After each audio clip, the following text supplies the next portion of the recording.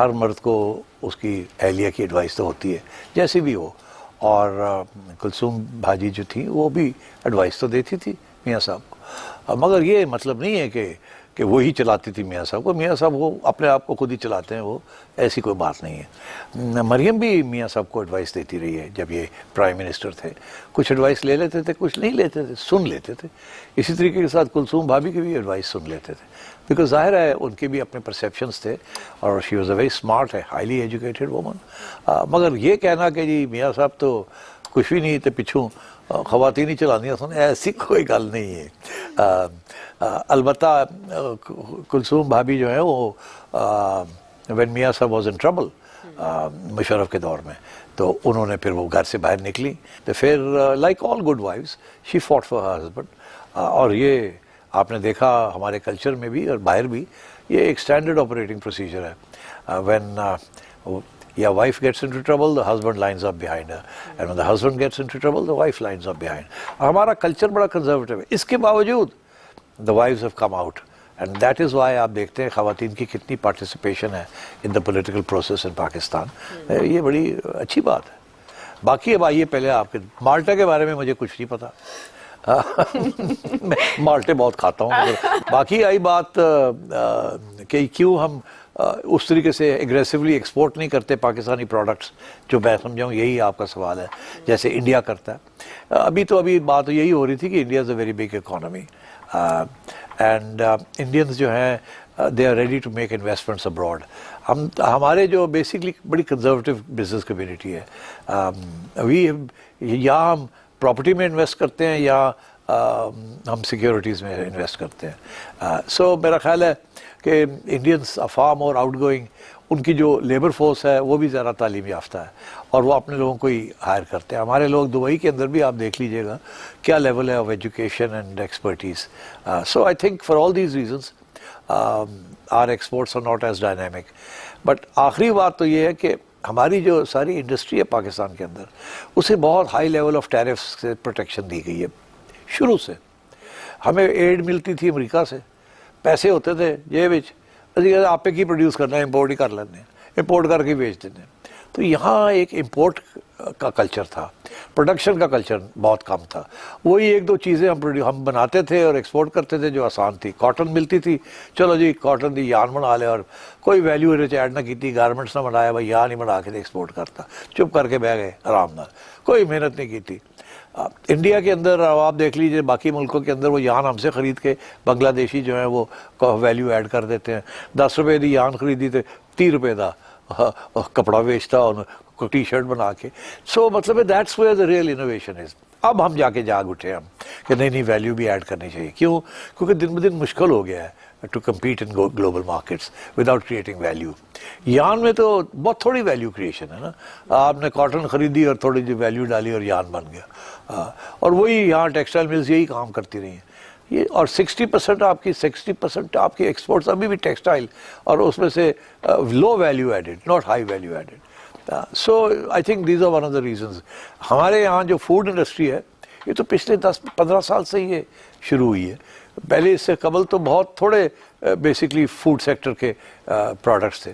اب پچھلے 10-20 سال سے شروع ہو گئے ہیں. We are exporting canned fruits and canned food items and so on and so forth. So میں سمجھتا ہوں کہ our exports have been lagging partly because of government policy, partly ہمارے سیٹ لوگ they have not been as dynamic as the Indian states. تو یہ وجہ ہے. آہستہ آہستہ بہتری ہونی چاہیے، بٹ کوئی گارنٹی نہیں ہے، بیکاز پرانی عادتیں جو ہوتی ہیں بڑی مشکل ہوتی ہیں ان کو to get rid of them. اب سخی رحمان شمالی وزیرستان سے. 1971 کی جنگ میں دوردرشن اور آکاشوانی کا جو اس کے وقت میڈیا تھا انڈیا کا، وہ جس طرح شیخ مجیب کی حمایت میں آگے آ رہے تھے اور وہ پروپیگنڈا کر رہے تھے، مجیب کو آزادی کا ہیرو پیش کر رہے تھے، اسی طرح ہی آج کل انڈیا کی جو مین سٹریم میڈیا ہے وہ عاصم منیر کے خلاف پروپیگنڈا کر رہے ہیں، اور پی ٹی آئی اور عمران خان کے جو بیانات ہے اس کو ثبوت کے طور پر پیش کر رہے ہیں پاکستان کو توڑنے کے لیے. کیا وہ جو دہشت گرد تنظیمیں ہیں اس کو تو وہ سپورٹ کر ہی رہے ہیں؟ کیا سیاسی انداز میں شیخ مجیب کی طرح عمران خان پہ کام کر سکتے ہیں، اسی طرح ہمیں توڑنے کے لیے اس کو مجیب کی طرح ہیرو پیش کرنے میں وہ اپنا سرمایہ لگا سکتے ہیں۔ دوسری بات یہ ہے کہ D G I S P R نے میڈیا کے سامنے ٹی ٹی پی اور بی ایل اے کے خلاف ثبوت پیش کیے ہیں، کیا وہ دنیا مان جائے گی؟ وہ ثبوت اتنے ہیں، کافی ہیں کہ دنیا پاکستان کی حمایت کرے، جبکہ اس سے پہلے بھی بہت بڑا ثبوت ہمارے ہاتھ تھا کلبھوشن یادو کی صورت میں، لیکن دنیا ٹس سے مس نہیں ہوئی۔ کیا ان شواہد سے پاکستان کی حمایت میں اضافہ ہوگا اگر ہم اس کو اقوام متحدہ میں لے جائیں؟ یونائٹڈ نیشن میں آپ جو مرضی لے جائیں کچھ نہیں ہونا، چلیں یہ تو ختم ہوئی بات۔ وہاں آپ کے خلاف جو کارروائی ہوتی ہے اس کو چائنا روک لیتا ہے، مگر آپ کے حق میں اگر کوئی کارروائی ہونی ہے تو وہ آپ کو خود اس کے لیے ہوم ورک کرنا پڑے گا اور ڈوسیئر پریپیئر کرنے پڑیں گے، تو جو آج تک بڑا مشکل کام رہا ہے پہلی بار۔ اچھا آئیے اب کہ دہشت گرد تنظیموں کو انڈیا سپورٹ کر رہا ہے، بالکل کر رہا ہے، وہ تو کھلا، اور ہم بھی یہ کہہ رہے ہیں کہ ٹی ٹی پی کو اور بی ایل اے کو وہ سپورٹ کر رہا ہے انڈیا، اس میں تو کوئی شک ہی نہیں ہے۔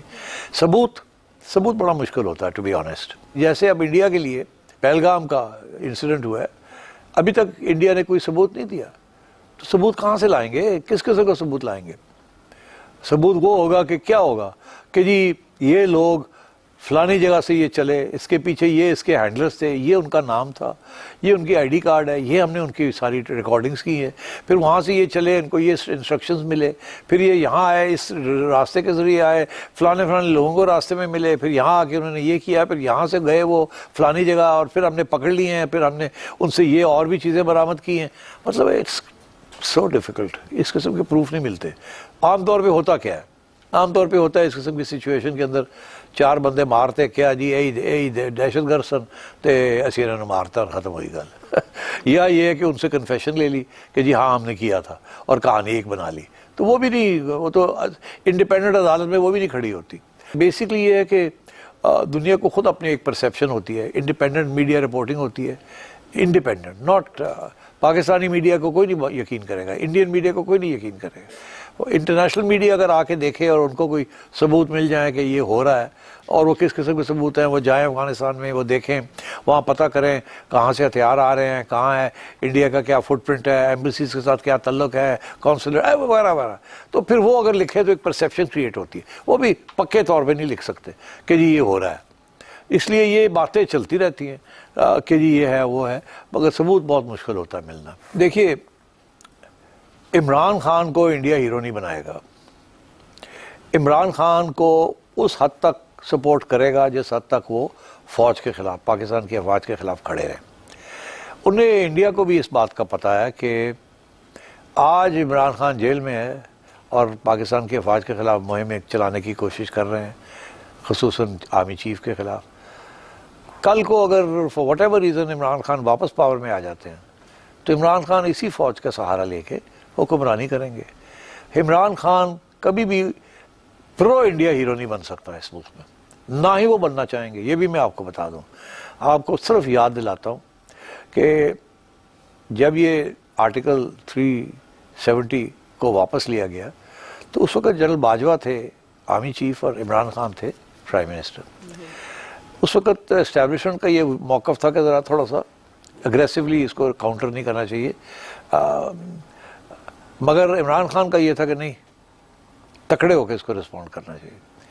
تو جو بھی آپ کہہ لیں عمران خان پیٹریٹ ہیں، باقی وہ سیاست ان کی جس قسم کی چلی ہے اس وقت وہ کوئی خاص کامیاب نہیں رہی اور شاید کسی سٹیج پہ کاؤنٹر پروڈکٹیو بھی رہی ہے، مگر یہ کہ انڈیا اس کو ضرور استعمال کرنے کی کوشش کرے گا۔ کیونکہ عمران خان اور ان کے ساتھی پاکستان کی افواج کو اٹیک کر رہے تھے سیاسی طور پہ، تو اس کو وہ پھیلائے گا، اس کو اور بڑھانے کی کوشش کرے گا تاکہ امن و امان نہ ہو، یہاں کیوس پیدا ہو، کمزور ہو ہماری فوج، ڈائیورژنز ہوں، ڈسٹریکشنز ہوں، اس حد تک تو وہ ضرور کرے گا۔ مگر کیا وہ یہ چاہے گا کہ کل عمران خان پاور میں آ جائے اور انڈیا کے ساتھ وہ ہاتھ ملا کے بیٹھ جائے گا؟ ایسے نہیں ہوگا۔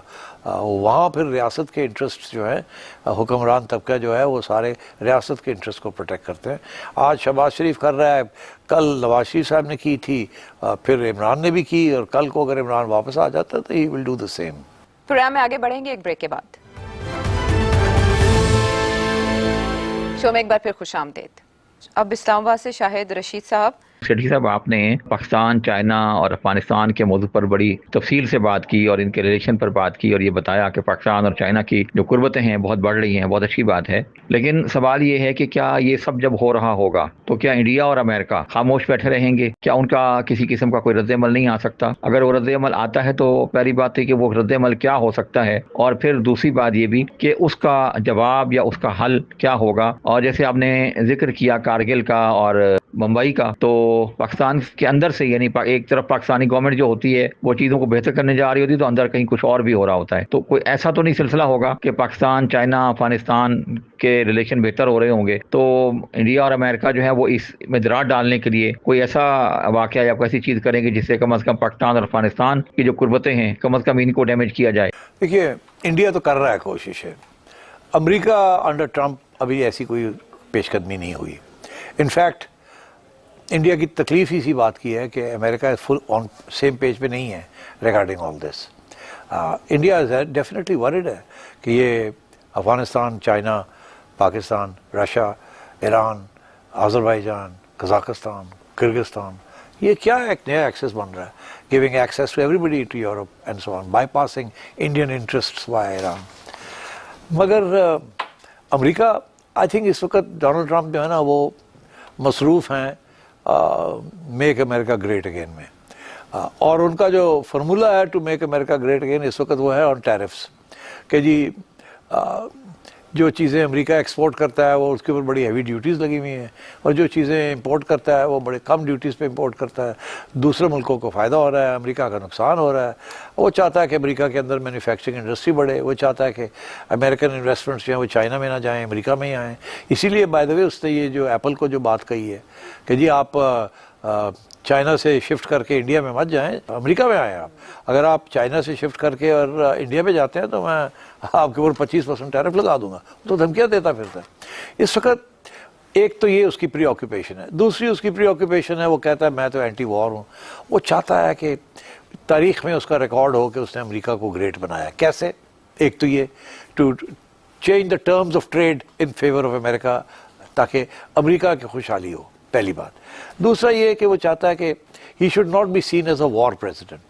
دیکھیے جو ڈیموکریٹس اور ریپبلکنس پہلے جو بھی آئے ہیں دے آل انڈلجڈ ان وارز. کولڈ وار تو سب سے امپورٹنٹ وار رہی ہے ان کی. ٹرمپ نے اپنی ریپوٹیشن بنا رہا ہے on business, trade, economics, not on Pentagon and war machine. اسی لیے انہوں نے کہا کہ جی نیٹو والوں کو یار تسی اپنا خیال کرو. اسی لیے وہ کہتا ہے کہ رشیا اور یوکرین کی جنگ ہے اس کو میں پیس کرتا ہوں. اسی لیے وہ کود گیا انڈیا پاکستان کی جنگ کے اندر.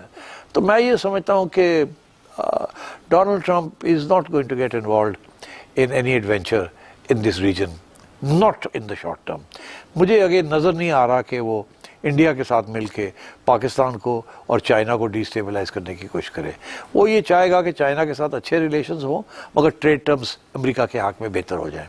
اس سے زیادہ I don't think he will try and do anything. Of course اگر چائنا نے تائیوان کے اوپر کوشش کی اس کو بائی فورس لینے کی تو پھر امریکہ ول ریزسٹ، اس میں کوئی شک نہیں ہے.